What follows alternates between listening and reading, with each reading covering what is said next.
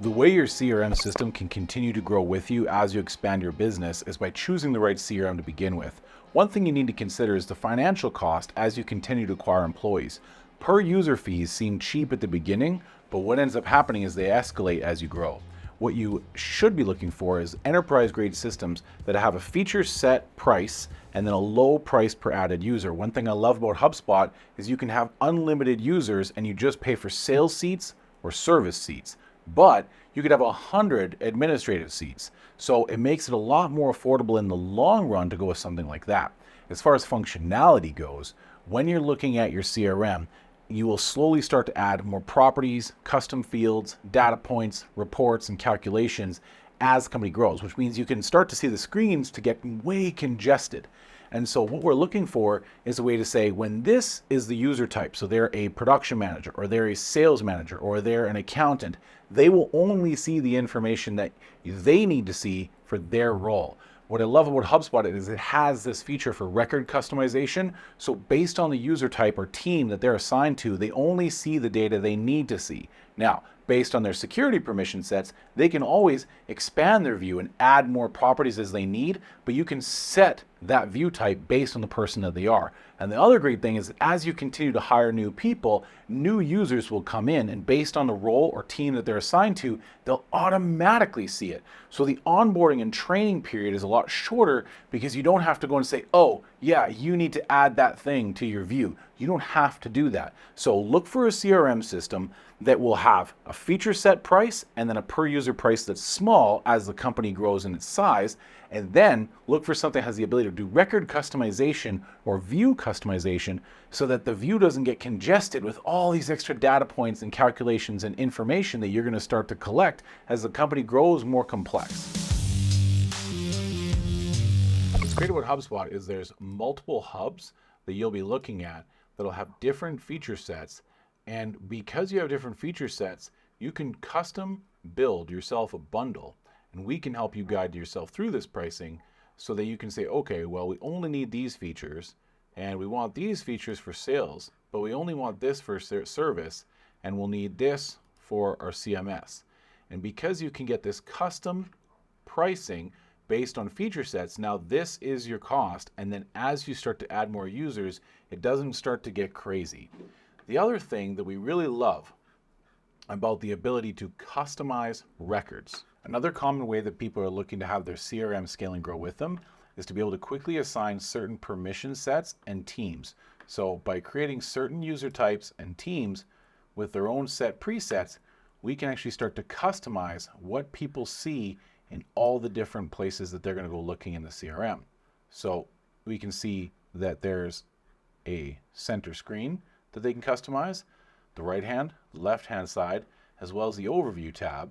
So if we want to say they can only see certain parts of the screen, everybody has a different team that they're on. And then based on which team they're on, they can only see certain properties that we handpick. So we can say these are the things that they need to see if they're on this team because they're on the customer success team. But if they're accountants, well, then they're going to see something different. They're going to see different properties because they're going to want to see different things that only matter to them in their particular user role. What this means is they're going to have a much simpler view inside their CRM as you start to collect more data points and more calculations and more points of reference that allow you to get better reporting on your deals. The reason we love HubSpot is because it integrates so well with so many different softwares. HubSpot's a very modern data infrastructure, meaning that it was developed more recently than some of the other cloud-based softwares that have kind of been rebuilt and packaged and duct taped together over the course of years. HubSpot's so modern, so everybody easily integrates with it. Now, there's 3 different types of integrations that you need to know about. One is going to be the one-click easy integrations from the HubSpot app marketplace. Now, you don't get a lot of control over how these things integrate most of the often because they're really just designed based on the standard HubSpot features. So things like custom objects or custom properties aren't going to be taken into account. The next step of integrating is going to be things like integration platforms like Tray or Zapier. Tray and Zapier allow you to custom set up workflow actions. Now, what you need to know is that you're going to have 4 things you need to check. What is the trigger, the enrollment criteria to start the automation? Then you're going to need to know What conditions are there to that workflow being enrolled? Then what information needs to be searched and collected to be carried forward? And finally, what are the actions to be taken? So it takes a little bit more money and a little bit more thinking to make sure that those integrations are set up properly. Third and final type of integration is something with an API, so an application programming interface. So it's basically what allows coders to build a very custom automatic integration. Now, this is the most powerful, but again, it depends on budget and your needs. Now, what you also want to consider is just because you can doesn't mean you should. Not everything should be automated. Sometimes you want to add healthy friction to your process to make sure that people are doing the right things to attract, engage, and delight your customers. At the same time, you don't want to create errors and lack of compliance because you're choosing to make people do the same boring tasks. Our mission is to make work more rewarding through engineering better customer experiences. We know that you, as the owner of the company, will get what you want if we do that. So how do we make the work experience more enjoyable, and how do we also make it so that the customers have a better experience in dealing with your business? That's the lens that we should look at when doing integrations. Every CRM is going to say that they can integrate and automate, but it's the elegance and the sophistication in which they're able to do it that makes the difference. The first integration that you're going to be looking at is the HubSpot app marketplace. In here, there's over 1,000 different integrations that are pre-built and ready to go for many of your favorite apps. And there's actually new apps being added almost daily. In fact, RBP has their own app in the App Store, which is built to make SumoQuote integrate with HubSpot in a way better than any other CRM.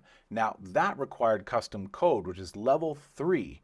Now, you can always use something that's a lot simpler, such as Zapier, for level 2, which is where we custom build an integration or an automation based on your enrollment criteria, which is a new deal property change in HubSpot.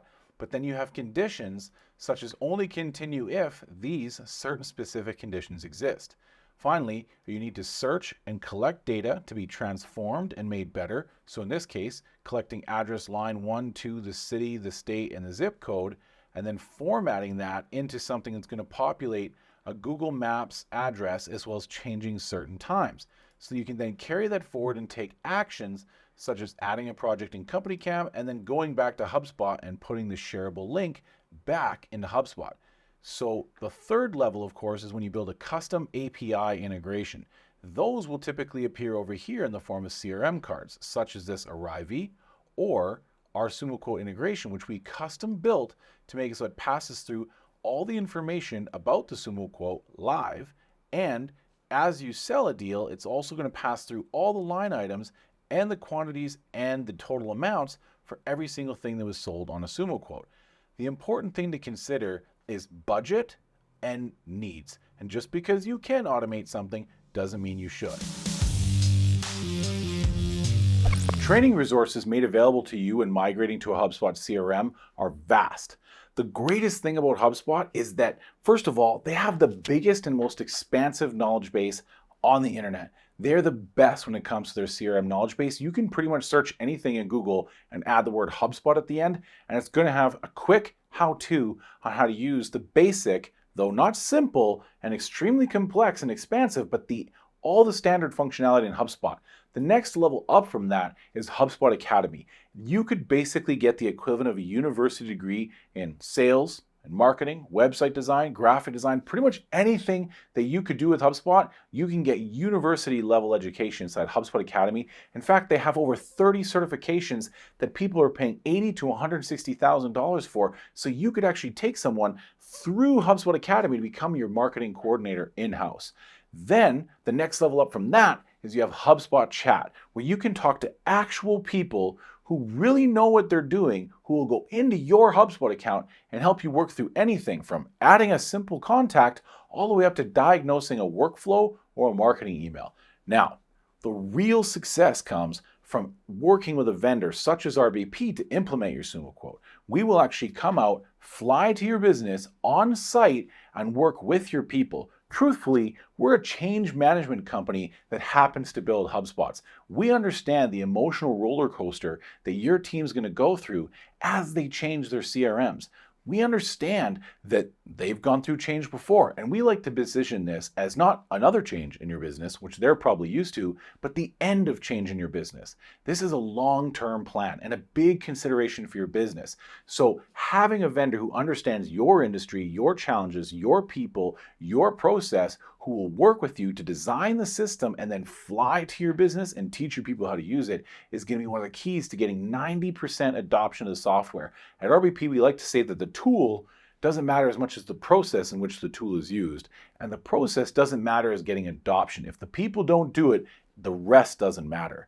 Now, the next level up from that is RevOps support. Your business is going to continue to grow at a rapid pace once you take the parking brake off of your people and give them a tool that empowers them to be more successful at their job. So as the revenue continues to grow, your CRM's needs are going to change. And so through our RevOps program, we offer the best complement to a company that's wanting to grow aggressively, which includes 3 30-minute sessions every week where we break down the silos between sales and production, sales and marketing, production and admin, so that we can make it so that anybody who's part of the chain of custody of that customer journey is going to understand the breaking points and the silos of data and misunderstandings, get them together and think, how can we make the CRM better, 1% better this week? And we also attend up to a 1-hour level 10 meeting, similar to something you're going to see in Traction. Now, what we do in there is we actually work with you through your issues, that you identify the root causes, discuss possible solutions, finalize a solution, then walk away with a to-do list. And we walk away with a to-do list to make the system better, create a change log of when your system changed so we can diagnose errors in the future, as well as provide you with a training video of the change that we made so that we can support you through your growth. One of the things we love about working with HubSpot is the fact that they have so much training available to our users. So the first thing is when we look at the knowledge base, you basically search anything with the word HubSpot at the end, and then you're going to get everything you need to know in these easy to use help articles that will show you how to do everything that you might want to do. So if I say how to add a contact HubSpot, well, you're going to find the knowledge base is usually the first search result, and you can easily see and follow along for all the standard functionality. Now, in a second, I want to show you about chat, because that's probably one of the other really cool features, is the ability to quickly and easily get someone to help you out. So let's just go to contact support and say, go into chat, and we're just going to write a quick little message that says, hey. And now the people who respond to this are talented and actually know what they're doing, and they're going to be able to help you. But before you go there, you might want to take some HubSpot Academy courses. In fact, there is so much in here that you could actually get the equivalent of a university degree in marketing, sales, email marketing, how to do your reporting and analytics, website design, everything you could possibly need to be successful in HubSpot. You can get the equivalent of a degree. In fact, there are people being recruited based on HubSpot certificates alone. If you have a lot of HubSpot certifications, you can go and get all this, and then you can end up getting a great job. So putting your people in here could actually help them just get competent with the tool and become better. But look at how fast we have somebody coming to help with chat. We can just say, I need help with sequences. And someone's going to be able to come in here and help right away and actually get to talk to a real human who will be able to help us. Now, you might want something that's very specific to your business. So in that case, working with a vendor such as RBP, you can send us in tickets. Now, our customers send us in these tickets through our knowledge base, where if they want to do something like a workflow, well, when they search this, it'll give them a template for how to send us a ticket and answer the right questions so they know exactly what it is that we're going to need to make it so we can build this on the first or second try. And then those tickets come into our HubSpot in our service hub, and we have closed over 1,086 tickets this year. And when we look at the feedback, we have nothing but constant high scores from people saying that it was easy to work with us. And what that means is that they're getting the improvements that they need to their system when they need it, and they can track the status of their tickets in our customer portal so they can see what ticket was sent, as well as any communication that they've had with our team about this particular ticket. Now, If you're wanting to get help on some standard functionality, you can see that Sean here has now joined the chat and we're able to engage with him and he will be helpful and actually understand. He'll even go into your system and work with you on the thing that you're working on. Now you might be wondering, how can the CRM be customized to your specific needs? This is one of the bigger risk factors when looking at a CRM, because you will not go to a website or talk to a CRM sales guy who won't tell you that their CRM isn't completely customizable. Everybody's going to tell you that.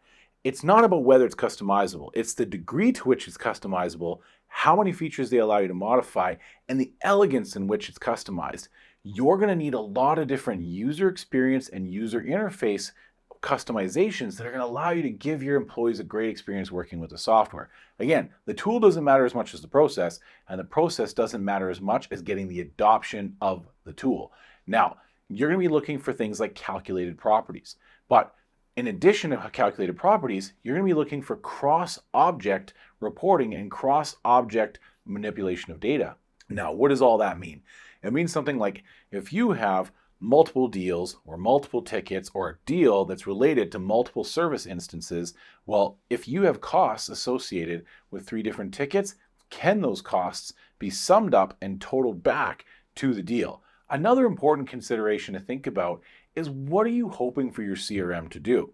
There's a lot of products out there on the market, specifically industry niche products, that will try and do a 6 out of 10 job at being an inventory management system, a fixed asset management tool, a field service management tool, an accounting program, an ERP, an inventory manager, so many things that it's trying to do in addition to being a great sales tool or a great marketing automation platform.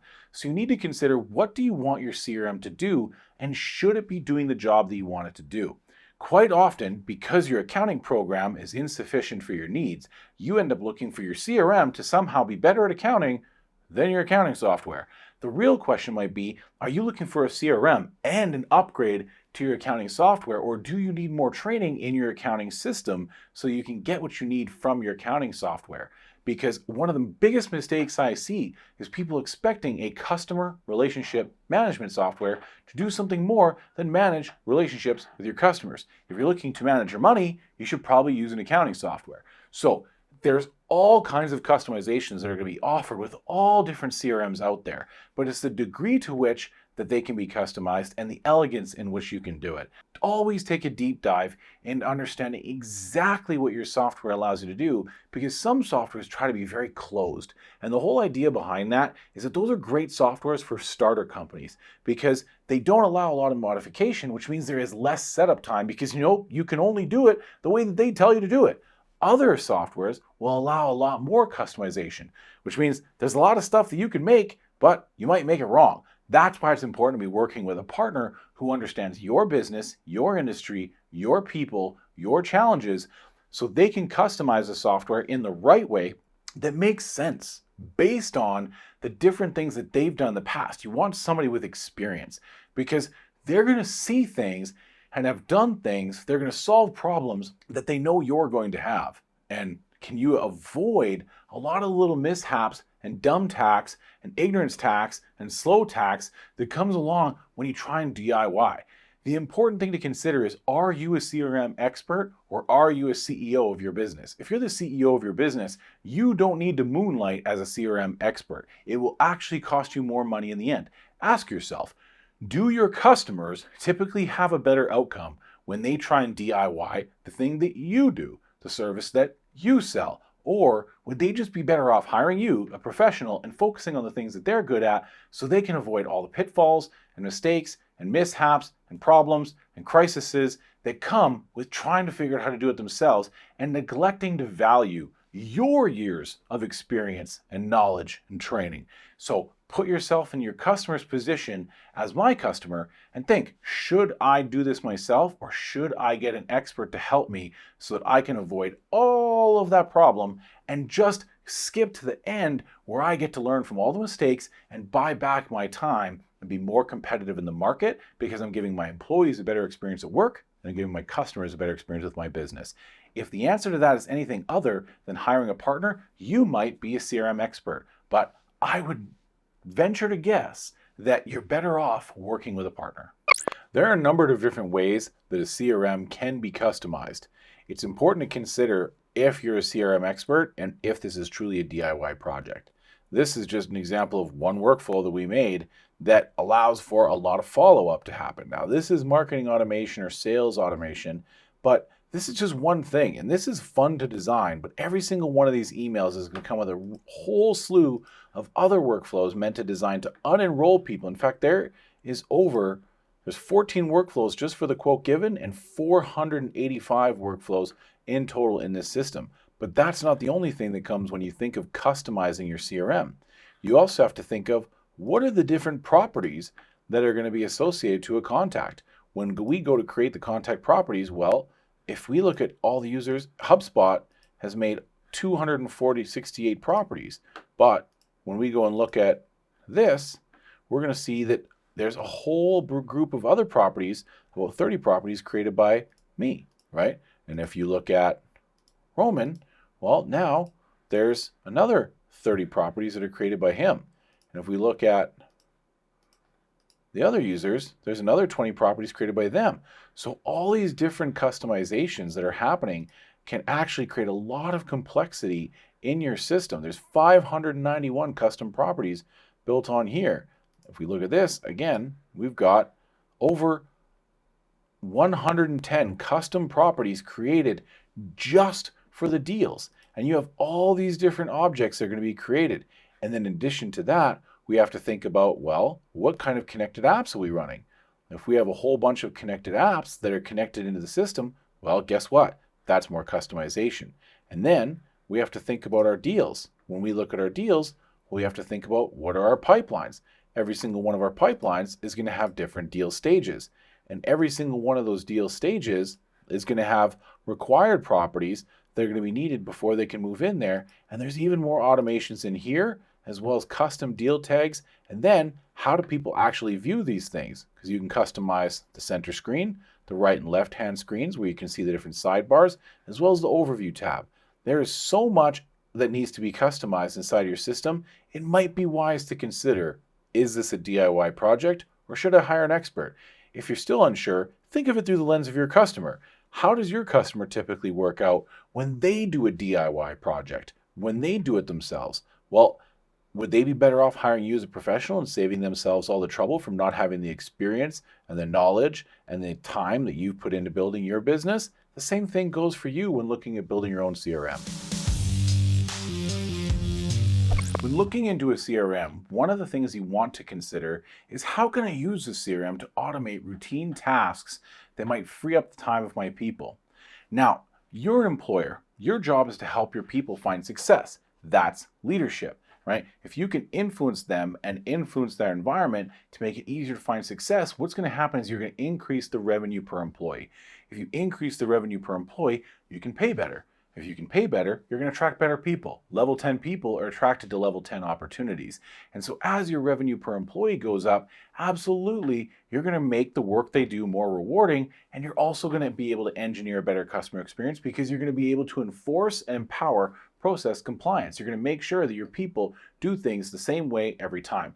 Now, there's a way to do this right, so they just, get some kind of elegant solution, or there's a way to just bomb them with tasks and automate stuff that frequently gets done wrong, and then customers have these confusing things that you're always apologizing for because the automation didn't work right. This is what comes with experience and knowledge in building custom CRM systems and understanding when to automate and when to make things automatic. If you're not understanding the difference, automating something is when you reduce the steps needed for a human being to complete a task. You shorten the amount of time. Our goal typically is that we do a process discovery where we understand everything your business does from lead to Google review. And we analyze your process and map it out. And then we time it. We see how many button clicks and how many times you're typing and duplicating data entry. And then our goal when we build the system is to cut the overall mouse clicks and keyboard clicks in half and cut the time down. We find that most businesses take about 3 hours to process a unit of business worth about $15,000. If we can cut that from 3 hours down to an hour and a half and reduce the button clicks and keyboard clicks because you're not doing as much duplicate data entry, that's a win. Now, there's other things that you want to use to make things automatic. Automatic is when there's no human interaction. Now, this is going to reduce a lot of the friction for both your employees and your customers. The problem can be that if you don't have the human touch, you might start to decrease your customer's experience, even though there's less friction. So it's important to know the difference.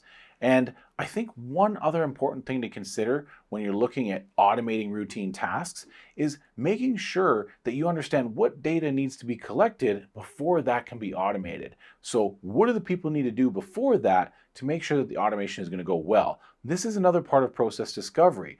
As we start to do a solution extraction survey and we understand what everybody does and how the chain of custody from a deal going from lead to Google review actually is done in your business, we're going to be able to make sure that we collect the right data and force that through something called playbooks in HubSpot to make it so that before they can move a deal from one stage to another or a ticket from one stage to another, we use playbooks to collect the right data. And that way we have a consistent package that is passed on to the next team. Because again, your business is made up of people and processes. And people are prone to human error, and processes aren't always perfect. So if we can improve the process and then also reduce the human error, what's going to happen is you're going to increase the scale of human effort and decrease the unit economics of processing unit of business.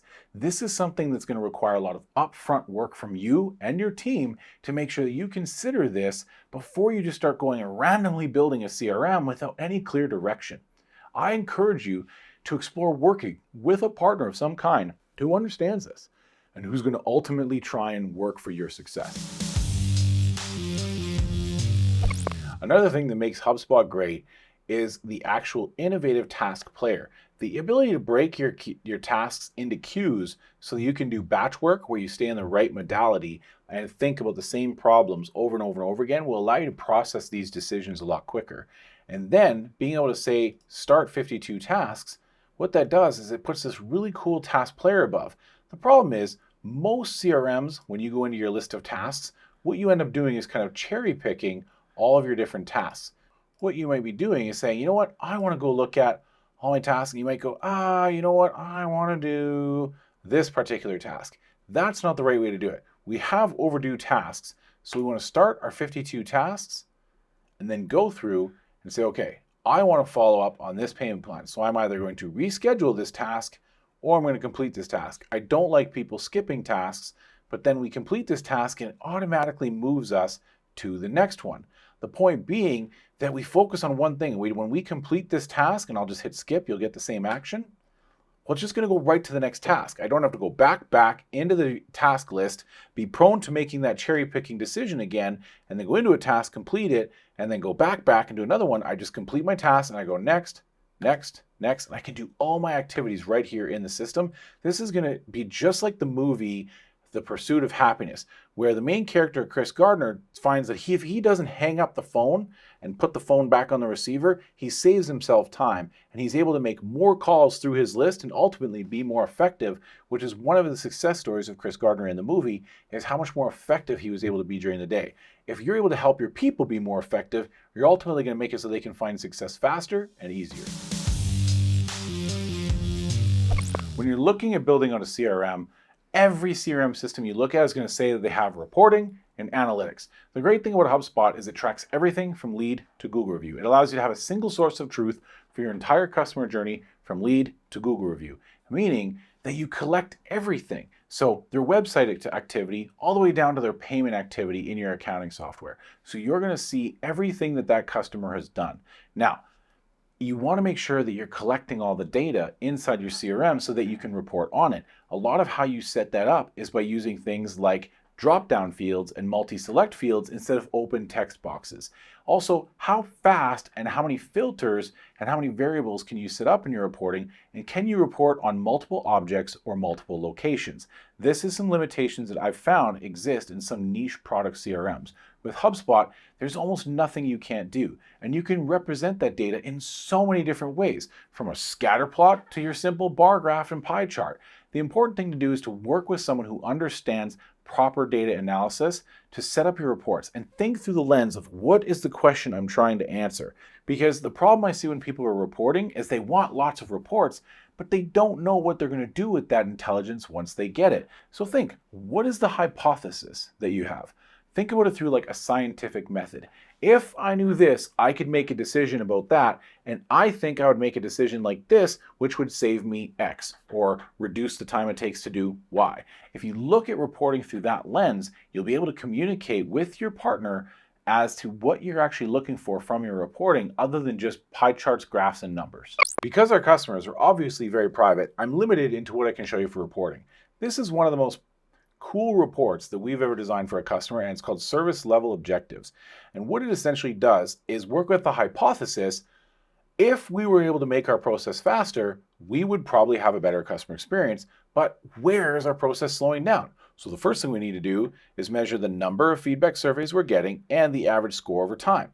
So if we're looking at this, we might say, okay, I think if we made it faster, we'd have a better customer experience.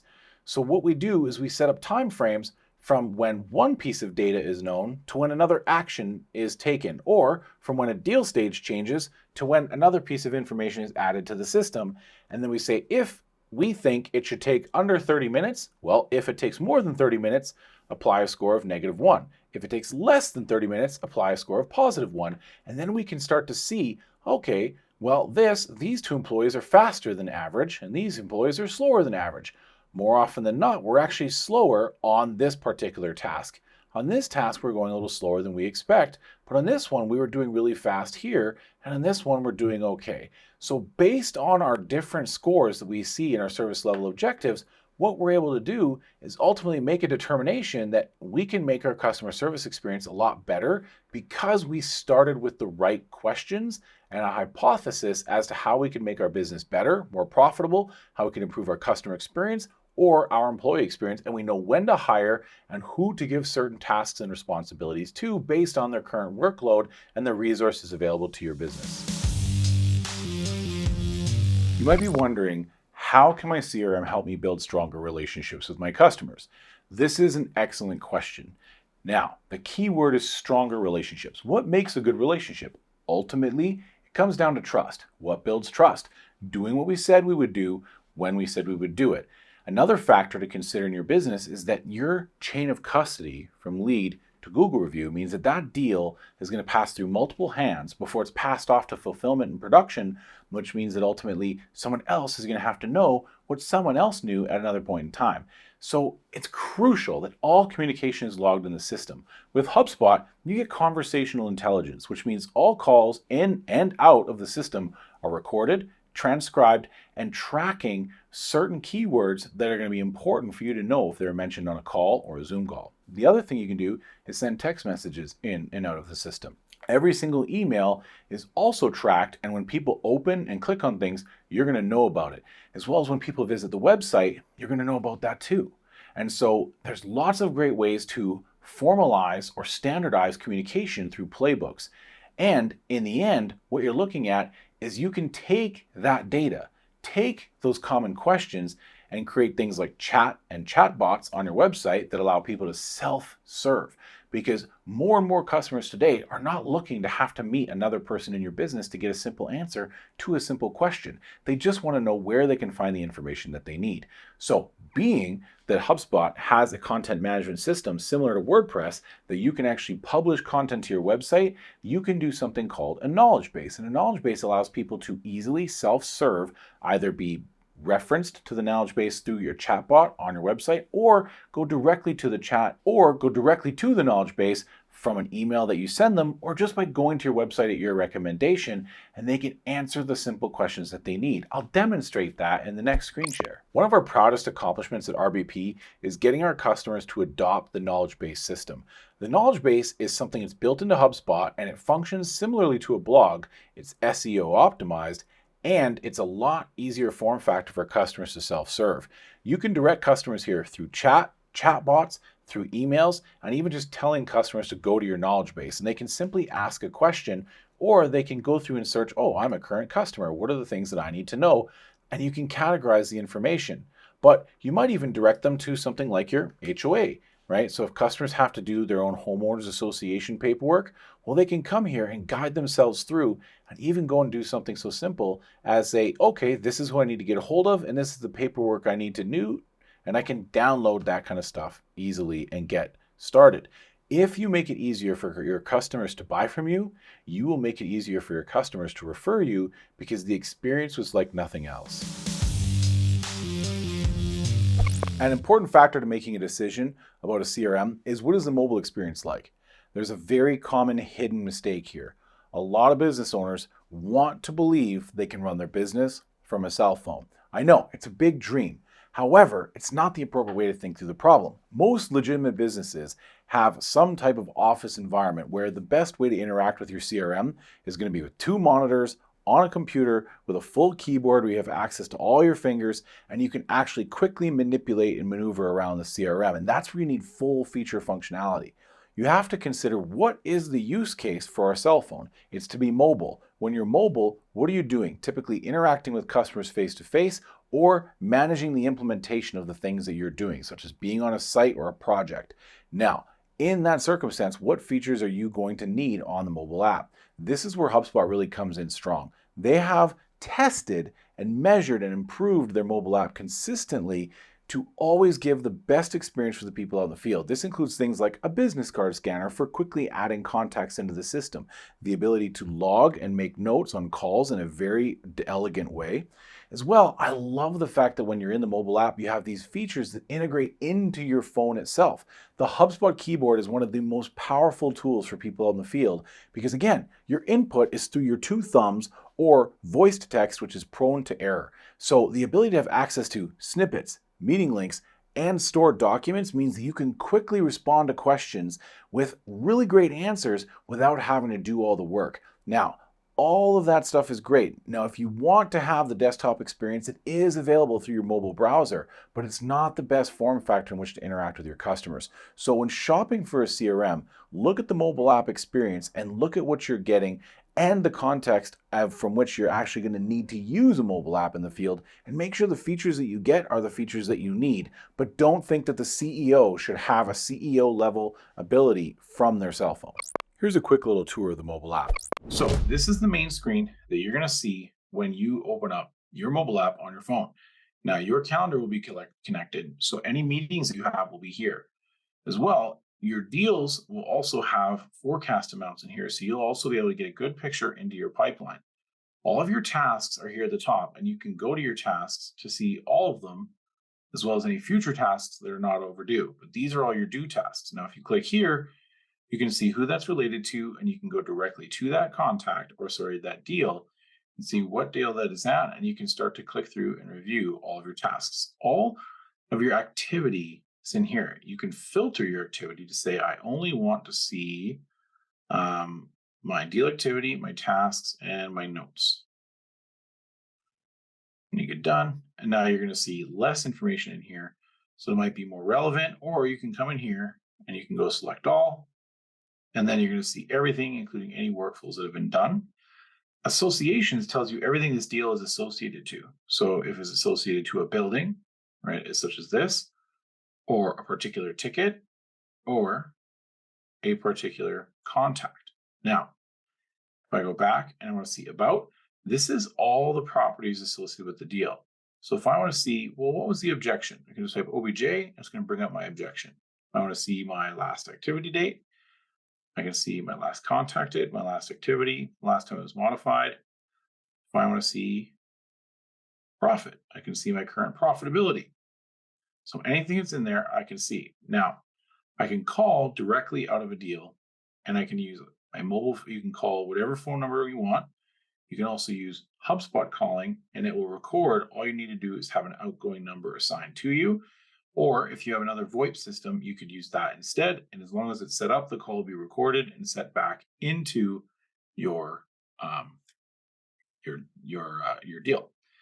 Now, going back, if I want to see come in here, there's all kinds of things in here. So contacts, this is a way for me to see all the contacts in my system. I can sort them. I can also filter by saying my contacts, or I can filter by particular lists that I've created. So I can see certain information based on anything. I can see today's unassigned leads, if there were any. Same thing goes for contacts. I can see all companies, or I can have specific views that I've created. I can see every single company in the organization. Same thing with deals. The cool thing about deals is I can slide sideways like this and view all the deals by deal stage, so I can see what deals are in what stages. If I have other pipelines, I can see them here. When it comes to tasks, again, I can see my due and future tasks. I can also see my activity feed to see any emails that have opened, people who've clicked on emails, sent emails, people who visit my website, if I have prospects if they visit my website, or any documents that may have been viewed. This is a demo account, so it doesn't have a whole lot in there. When it comes to tickets, these are my installs. This is anybody that is going on through my installs. So I can go through here. I can sort by all kinds of different information. So I could sort by last activity date, or my last customer reply date, or even the ticket owner. I also can save views from my desktop version, and I'll have these views in here to make it easy to go through and sort. Now, recorded calls, this is where I'll see any of my calls that have been recorded. So I can come in here, and if they're recorded, I can play them. If there's a transcript, I can read it in here, and I can also see the information, or I could go directly to that contact. And here, this is where if I have any meeting links, I would have them set up in here. I can also see any marketing emails that I have. And so I could say, okay, this is one of my marketing emails. And I can see how those marketing emails have been being done. I could also edit this email right from in here. So I can say, okay, this is what I want this to say. And I can send in here and preview the text. I can even use AI to edit my subject line to make it easy. So you can actually do your marketing emails right from within here. I can see what has been sent. I can also see what is scheduled if there's anything coming up or anything is currently in draft. In my social, this allows me, if connected, to post to my social network feeds. We'll have more instructions on how to do that. So as any files that are saved into my company, so I can use these files. I can even easily send them to people or download them so that it's easy, because I can just click share and I can send these files out. Think of like color options, typical contract terms, sell sheets for a certain shingle material. I can copy, I can send it just using the normal share stuff from my phone. I can also upload a new file if I want. Conversations will be the live chat feed from your website, so you can see any conversations that are going on in the live chat. Dashboards is where it allows you to see any reports that are currently in the system, so you can start to see anything you want in terms of reports that have been built by us, by you, or standard HubSpot reports. And here's my forecasting tool where I can start to forecast my revenue based on by team or by pipeline. Also, you can set up any notifications, you can read any notifications that you have here. This is a huge part. You want to make sure you have the HubSpot keyboard enabled. You want to make sure you have call method recording turned on. You want to have a caller ID set up so you can see people when people are calling you. It'll check your CRM to see if you know them. You can also adjust from dark mode to light mode right here in the app. The cool thing about the HubSpot keyboard, and I'm just going to switch back to my account for now. When you have the HubSpot keyboard set up from anywhere in your phone, not just here, like if I want to create a note, I can create a note. And then if I hit this little globe icon in the bottom left corner, I can eventually flip to my HubSpot keyboard. In here, I can paste in meeting links. I could paste a snippet, such as a website that I've saved, or a particular address, any kind of thing that we put in here. We can use snippets to make, okay, here's my corporate address. Here's a particular another address. Or we can create little quick text to send people. Now, I can do that from here, but I can also do it anywhere else. If I want to send a document, such as, say, a particular comparison page, or let's say I have a color that I want to send a customer, I could do that. If I want to tell somebody about our drones, how we do that, I could have that in there. If I want to send information about our financing, I could send that. Any quotes that you have in the system, you can also send as well. So if you have a quote, you can send it through here. Finally, you want to make sure you have display team assets on there, because that way everybody's meeting links or snippets can be put in here, and you can always jump anywhere else in the system. But the big thing to note is, in addition to this, which I'm going to just go back and finish off this note for a second. Okay, so now that's gone. I can actually do that same thing from anywhere. So if I want to say send a new text message, I could come in here and say, you know what? I want to send a text message with my meeting link, as well as a list of all my speaking engagements, as well as my email address so someone can contact me. And maybe I want to send a document that a little bit about how we protect our property, and they were interested in the company cam guide for roofers. And I could also send them their quote. Like, it's just punch somebody in here. I'll punch in my wife, and I could send it over. I can use the HubSpot keyboard from anywhere in my phone to make it quick and easy to access all of my information. And that's been a quick review of the HubSpot mobile app. I hope you like it. It's not a headline news that cybersecurity is a growing concern, and people are more and more concerned about how their data is being handled and their personal privacy rights. The great thing about HubSpot is it started as a marketing automation platform, so they've got a deeply entrenched level of knowledge into GDPR, security, and privacy. They're also constantly doing vulnerability testing, as they're a billion-dollar company with thousands of customers working across a variety of industries. So if you happen to be in a regulated industry or dealing with federal and state governments where you have a certain compliance such as NIST, you'll be happy to know that HubSpot has that security. Now, another common problem when it comes to security and privacy is how we teach our employees to set up passwords. The first thing you need to know is tell your employees not to have a password such as roofing1 exclamation point with a capital R. That would go a long way for the industry based on what we've seen. Another thing that we've noticed is that a lot of people don't set up two-factor authentication. The great thing with HubSpot is that you get two-factor authentication through your mobile app, through your cell phone, as well as through authorization devices. So you have lots of options to make sure that people can adequately secure and protect their accounts. But also, they can use their recovery codes to get access back into their accounts. And you have total control over who sees what information, has access to which properties, and when you delete an employee, it removes their access to everything. And as far as single sign-on goes, you'll be happy to know that it has single sign-on through Okta, Microsoft, and Google. So everything you need from an enterprise-grade system is here in HubSpot, and you should make sure it's available in anything you're thinking of choosing.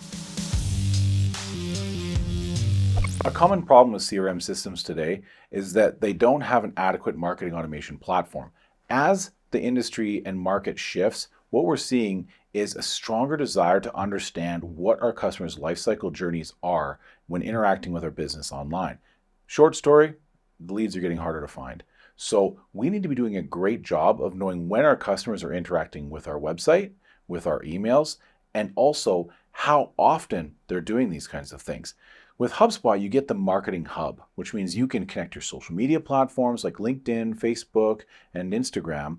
You can also do email marketing and put pixels on your website, or even build your website on HubSpot so you can see when a contact is interacting with a form, when they're looking at certain pages, and then you can assign a score to customers based on the activity that they take. So if someone's been to your website 5 times, interacted with 2 forms, commented on a blog, they might have a higher score than someone who simply filled out a contact form once a year ago. And because you can set up email marketing campaigns, you can constantly nurture your customers up the value ladder so you can remind them about new services, referral programs, or even reactivate them after they've been lost for some time. Using HubSpot as a CRM means you can also get access to the Marketing Hub, which is going to tell you everything about how your marketing dollars are being spent and how people are interacting. At any given point in time, you can click into your submissions and see all your leads and customers and go right to their customer profile and see how they're interacting with your business. If you're looking at certain audiences, you can see what audiences you're doing or what events they're taking based on the activities in both the CRM and in the business itself. When you're looking at your marketing, you can also do all your email marketing right within HubSpot. So you can create lists and audiences and different behaviors in the CRM, can add and remove people from lists, and then also send them a variety of different marketing emails. So you can see exactly how are people interacting? Are they opening? Are they clicking? Are they replying? And you can measure, test, and improve all your marketing efforts right inside the CRM, and then use that to report on actual revenue. Communicating with your customers is the primary function of a customer relationship management program. You'll be happy to know that HubSpot has a very deep integration with both Outlook and Gmail, so you can integrate it directly into your system. Now, a lot of CRMs will tout that they have an integration with your email, but it actually just sees the ability to send out emails, or you get a record of an email coming in, but you don't really have a very deeply elegant integration that allows you to do things like understand when people most often open their emails. In HubSpot, you can actually say send later, and it will tell you the most optimal time to send an email in the next 24 hours as well as in the next week based on their own personal behaviors. This is because HubSpot has partnerships with the free email programs that tell us when people do certain things.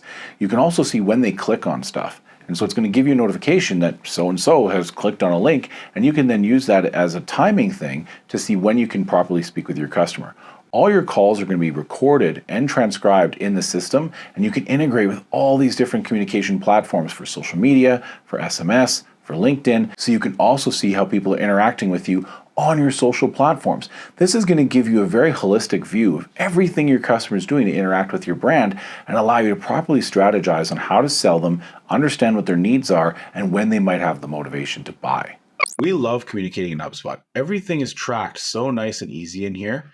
Being able to see everything that happened, such as a meeting and everything that was discussed on the meeting, as well as having your recordings, all your emails, how many times they opened things, what they clicked on, how many times they clicked on it. This is one of the great features. The ability to just quickly make a phone call right in here and decide to call right from the browser is so powerful. And you'll be able to log your calls and your notes, emails. You can even do things like log text messages, WhatsApp, even postal mail, as well as with all the integrations that you can get. You can send things just through text message or whatever you need to make sure you're keeping in contact with your customers and knowing when they're ready to buy. When you're migrating to a new CRM, ask your vendor, the people who are partnering with you with the software, how they're going to support you both during the build and after. We've already talked about how we can support you during the build. What we like to do is provide our RevOps service, which is the perfect partnership with something like EOS, which means that after we do all the pre-planning, implementation, on-site training, and finally the deployment of your new CRM, then we're going to provide our RevOps support. And this is where we try and maximize the revenue generation from this system. How do we do that? Well, we have 3 meetings that we host weekly. They're 30-minute meetings. One that connects sales and marketing, one that connects sales and fulfillment, and the other one that connects fulfillment with admin and finance. And our goal is to try and make the system 1% better each week, where we have an issue that we identify the root cause of, discuss possible solutions, decide on that solution, and finally walk away with a to-do list that we can recap on or revisit in the next weekly meeting. What this does is this creates a constant effort to improve the system and learn the system so we can adopt its features and get better, so we don't have rogue spreadsheets and things all over in the company that are making up for what we feel are shortcomings in the initial build. Then what we do is attend your level 10 meeting. Most businesses are running some kind of EOS, traction, or level 10 meeting structure that allows them to quickly meet and discuss accountability, quarterly goals, what their numbers are for the last week, and then when the numbers aren't where they should be in particular areas of the business, we're going to have excuses. Those excuses become issues. Those issues require us to do the same IDS problem-solving track that we just discussed, and then as we come up with solutions, we walk away with tickets that we're able to create on your behalf so we can improve the system. We keep a change log of every single change that happens to your system that we do, such that we can always go back and troubleshoot as to how those things may have conflicted with other things we've done in the past, or things that you might have done in your system. The best part about it all is that we also allow a ticketing service where you can make requests to our company, and using our knowledge base, you can guide yourself through how to properly submit tickets, and we can work through solving them with your team. The important thing to take from all this is that vendor support is a huge factor in rolling out your CRM successfully. Over 2/3 of CRM implementations fail, and where they fail is not during the pre-planning, the build, or the implementation and training. They fail after the fact because we feel like the CRM is done, it's built, and that's the best it can ever be. But it couldn't be farther from the truth. When you first learn the tool, you're going to have a very basic level understanding of its capabilities and functions. But as you start to become more and more familiar with the software and gain the confidence to start pushing buttons you've never seen before, we create opportunities for improvement. As the physiology of where your mouse clicks on certain parts of the screen becomes a habit, you're going to find ways to optimize your own personal workflow, and you're going to be capable of collecting, curating, and analyzing more data that can help you enrich and get a higher resolution as to your customers' interactions with your business. You want to make sure that you're working with a vendor who understands your business and your build so they can continue to expand on its abilities. If you're watching this video, one of the biggest questions on your mind is, what's all this going to cost? What should I spend or budget on a CRM? This is a nuanced question, and I can't say that there's any perfect formula to give you in form of a video, but I would say that a safe bet for a proper investment into your system is 1% of a year's revenue. Now, a 0.5% to 1.5% can make the difference of $100,000 when you're a large enterprise. So it's important to work with a vendor who's going to take the time and do a process discovery and solution extraction with your team to understand what the pain points are and what are the opportunities that you can use a CRM to make your business grow. Now, if you take something like 1% of revenue, you're going to have generally a very healthy budget to get all your dreams to come true. What you want to think of is, what would be a dream outcome of getting this CRM? And then couple that with a high likelihood of accomplishment because you have the right budget and the right team. Now, to make this go well, you have to eliminate the human factors that tend to make things not go well in CRM implementation, because you and your team might not be interested in doing this yourself or have the skills and capabilities to do so. So there's going to be effort, and that's things that you have to do that you don't want to do. There's also going to be sacrifice, things that you want to do that you now suddenly have to. So when it comes to effort, this might be meaning clean up your old CRM data. It might mean analyzing the data points in your business and eliminating things that are no longer useful to you. The sacrifice that you might have to make is that you're going to have to take the time to do this. And you're also going to have all the uncertainties, fears, and doubts that come with not knowing what you're doing and then having to Google it so you can get clarity and not necessarily understand the context of what you're doing. And the other factor to consider is, what is the cost of hiring a vendor or partner who can help you through this versus the cost of opportunity being lost because of the time delay.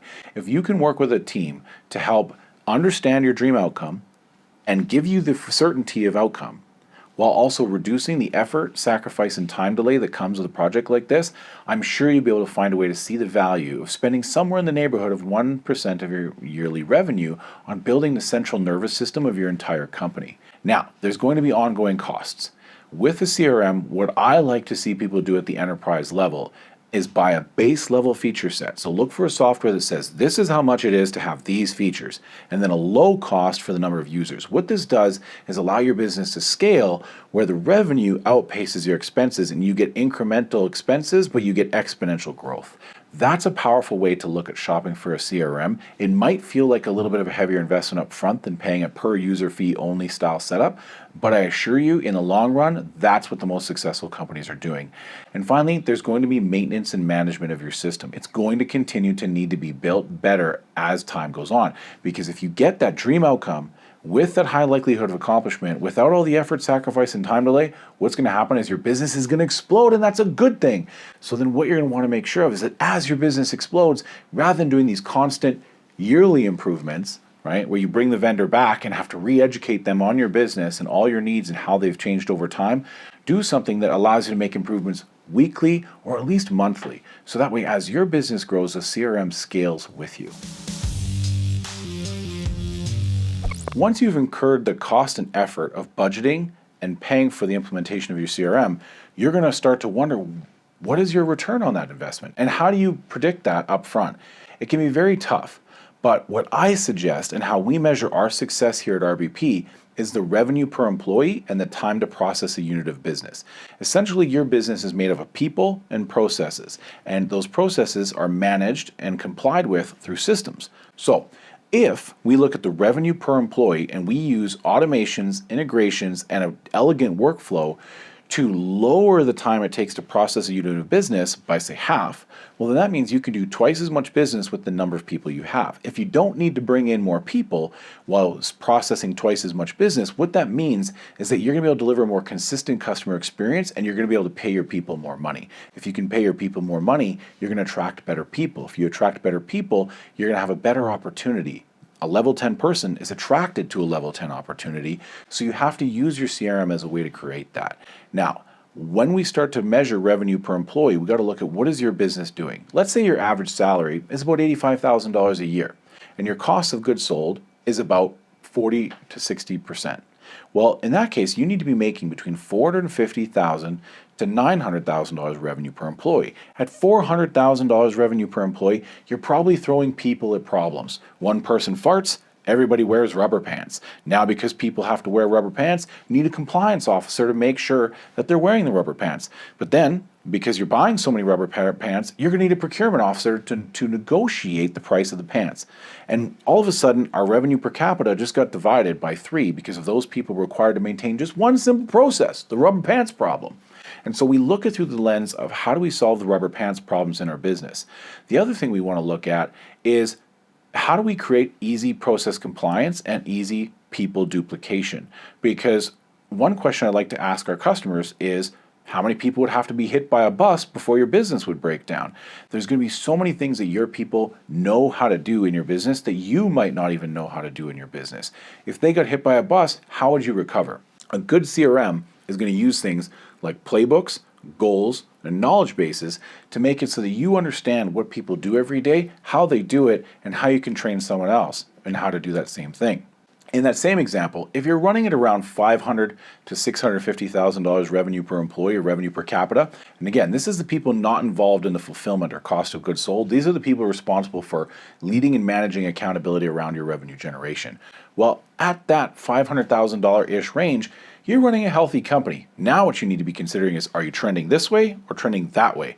That way is when you start to get to around 900,000 revenue per capita. This means things are either going very, very right or very, very wrong. Because what's happening here is people are taking on more responsibility than they necessarily are being paid for.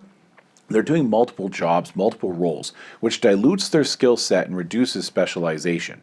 What you need to consider now is the risk of higher error rate, as well as what happens when people leave. They're usually taking 2 job roles with them, and it will be very difficult to hire 2 people to do that job, and it will get more expensive.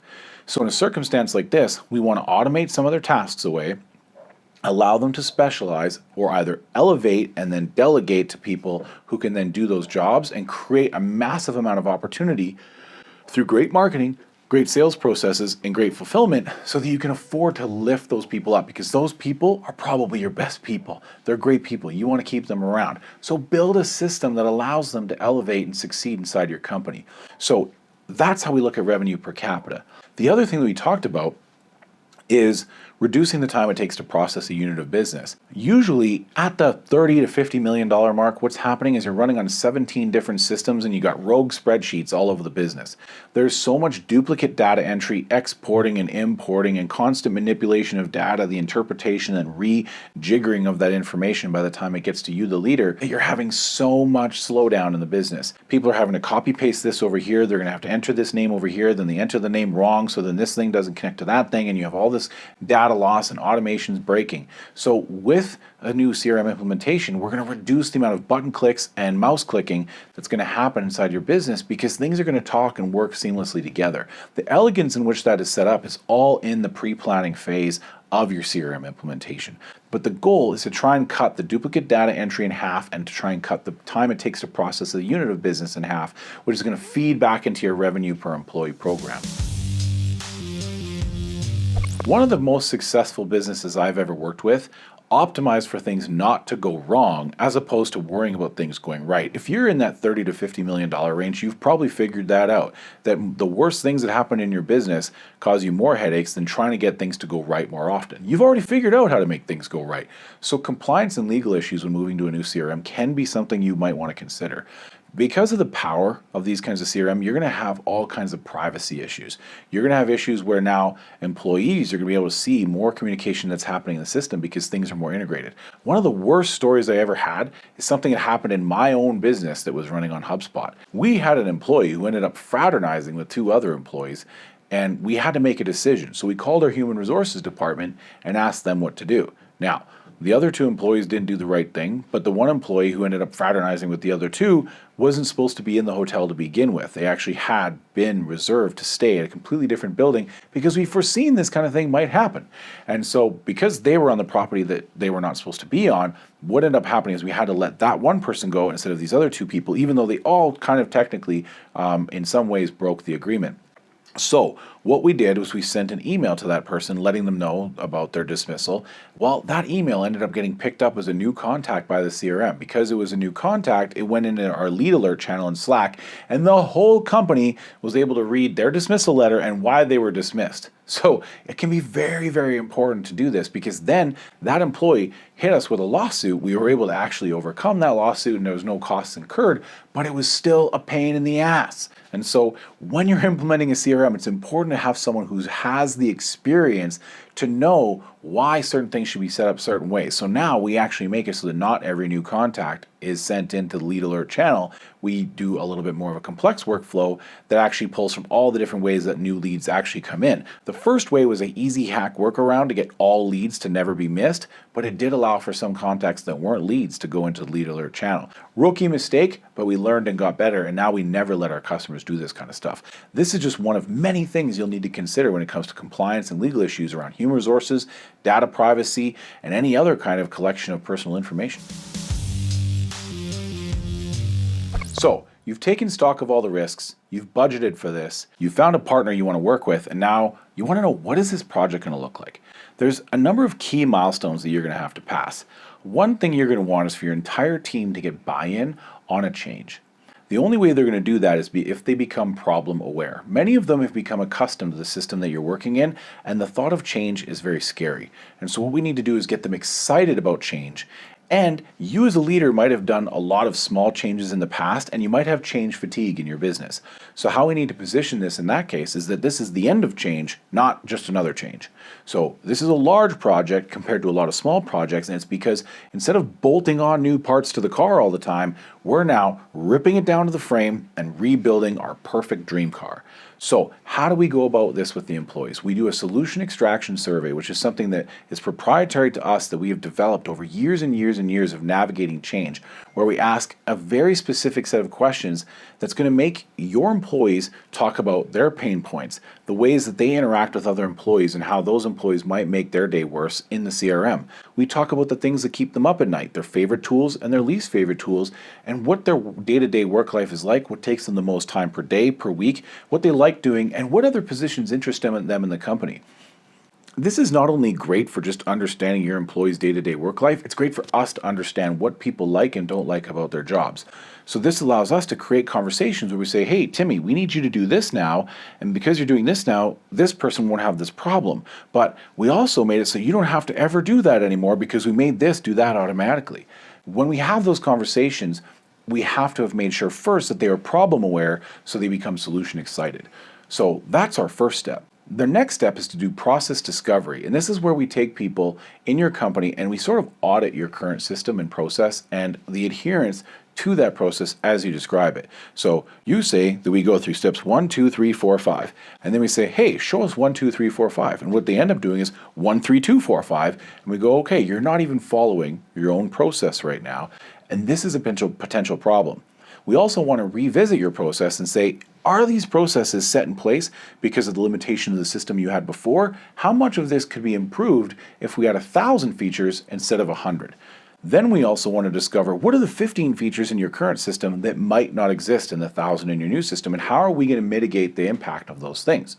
Once we do that, then we're going to start to build a new business process model notation. This is a very complex wiring diagram or flow chart that shows exactly how the system is going to be built, what human actions are going to be taken, where data is going to be stored, how we're going to make sure we work the automations and what those automations are going to look like, and how we're going to identify the different objects in your business, customers, contacts, buildings, cars, pets, whatever it is that you're doing in your business. There's going to be different entities that you interact with, standard objects in HubSpot, custom objects in HubSpot, as well as how those objects are represented in other tools like your accounting system or your project management software, and what tools we might be implementing to meet your needs.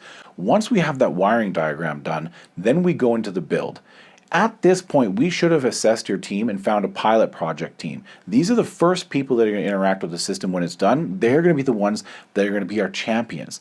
These champions are going to work with us to make sure that once we go to roll this out on site, you have people in your business who had a hand in making it. So if someone else thinks it sucks, it's not just everybody against RBP, it's a few people against RBP and the pilot team, which makes it so that your team is our team and we roll this out successfully. Any good project starts with Darcy. What Darcy is it's the delegator, who's accountable, who's responsible, who's consulted, and who's informed.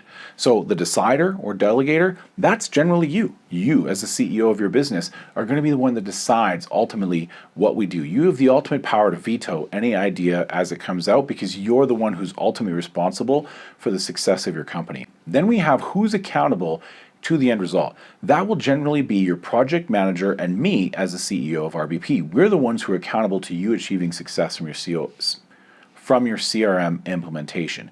You're also going to have someone on your team who's accountable to making sure that this whole project is a success, because sometimes as a CEO in a $50 million company, you're making decisions 8 hours a day, 5 days a week, 50 weeks a year that account to around $12,000 an hour. You might not always have the time to work with us on this project. You're then going to have people who are responsible for doing the work. That won't be your project manager. Their job is to stay zoomed out so they can keep track of your project and maintain accountability around timelines. Now, when we get to the responsible people, that'll be our technical experts. Those are the people who are actually going to be building your system, as well as people in your system and your business who are going to be telling us what you need and telling us if we got it right. They're the people who are actually responsible for working with us. That will be your pilot team. Then the C, the consulted. These are people that don't necessarily have to do any work. They aren't accountable to the end result, and they might not have the ability to veto or decide on anything, but they need to be consulted. We need their expertise to make sure this goes right. This is going to be people who understand your process. Things like, what is the permitting process like in your state? How do we actually fulfill orders? What does the manufacturing relationship look like? Who are the people that they're interacting with outside of the system that we want to make sure we communicate effectively? Is there any certain legal or state compliance issues that we need to make sure we take into consideration? So these are the experts in your business who can make sure that we do this thing in a way that's not going to get you in trouble. And finally, there's people who need to be informed on both sides. So these are people that don't necessarily give advice or have any answers for us, but they need to know the status of the project. They need to be informed as to where things are and what things are going to be happening. These are great communicators in supporting roles. If we clearly define who those people are, this project is going to go well.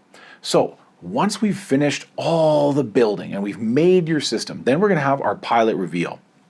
This is where we reveal the thing that we've built to the pilot team and demonstrate how it works from beginning to end. Through that process, you're going to give us a punch list, things that need to be made better. And we're going to work together at an appropriate time frame to make sure that those things are made better so that you have something you're ready to reveal to your team. It won't be perfect. You have to understand that done isn't perfect and perfect isn't done. It has to be good enough to roll out.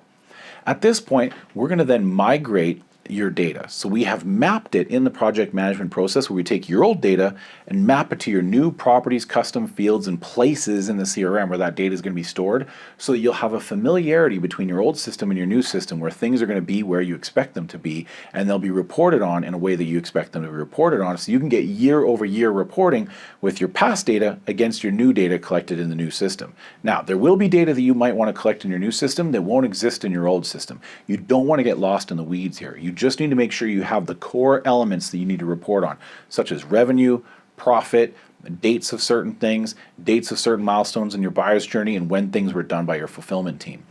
Then, Once we've done the pilot reveal and the punch list, we can then migrate the data in to say, hey, does this look like it's supposed to look? Does this feel familiar? At this point, we're ready to begin training. So we're going to do a lot of remote training before we get there to do the ball pit, right? To do the basics, to work with the training wheels on, to show all the employees in the business. This is how you add a contact. This is how you create a deal. This is how you create a ticket. This is how you view a report. This is how you make a phone call and do an email.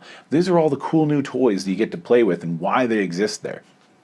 This is a great opportunity to train as a team and to get team cohesion around this project and make it so that people are familiar with this thing before they have to use it live. Once we feel that everybody's trained and competent, which is usually about 10 days of an hour or two a day of group training or one-on-one training in some specific circumstances, we're ready for our on-site implementation and our go-live date.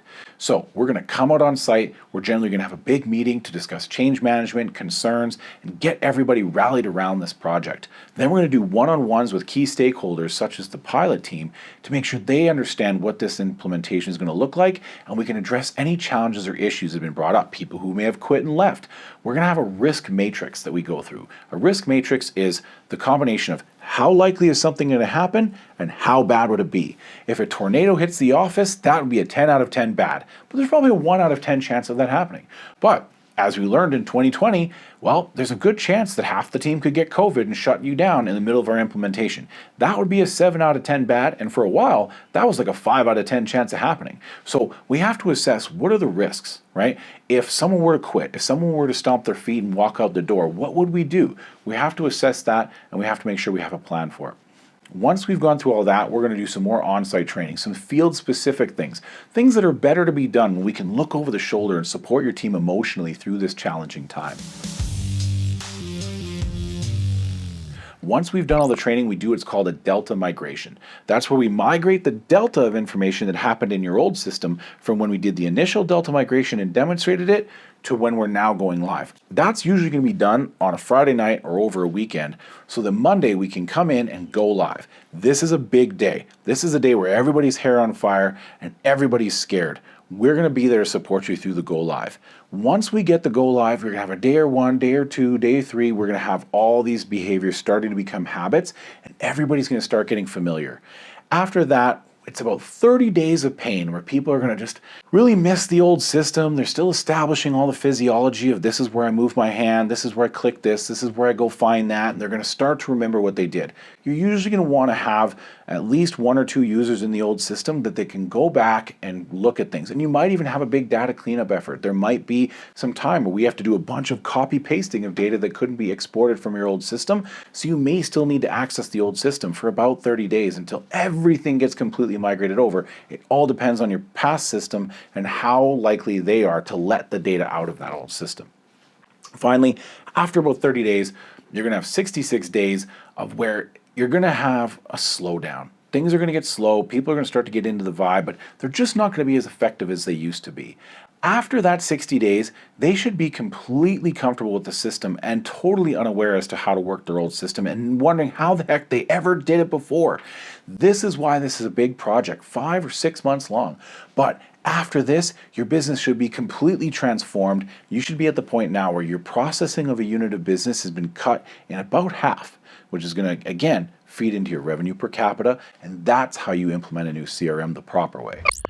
So this is what a solution extraction survey looks like. It's a very select few questions that's designed to get people to understand any of the problems that they might not be always aware of at the forefront of their mind, but get them to start answering those questions. And we curate all those questions so that we can understand your people and their problems. From there, we're going to design a full process map of everything that's going on in your system so that we can build and wire that so we can say these are the human actions that are going to be taken. And then we can also say what kind of workflow actions are going to be taken. So we can say this is what's going to be automated and this is what people are going to do. This is where messages and information is going to go. And also where is information going to be stored or accessed from? And then we can define certain things like what notes are going to be done on call intake. How are we going to qualify people based on certain trade types? Once we do this, we can start to say, okay, how are we going to convert leads? What is that lead conversion going to look like? Everything about your system can be mapped out, and then we build a workbook that says, okay, these are the past stages in the old CRM, and this is how they're going to be mapped in the new CRM. From there, we can also say, what are your pipelines going to be, and what are the criteria for each of those stages, so we understand exactly how they work, as well as all the data points that need to be collected, which ones are new and which ones aren't, like the ones mentioned in green. Because we have all of this, we're able to say, okay, this is how the new system should look when it's done. We'll have something to compare to when we go into actual training.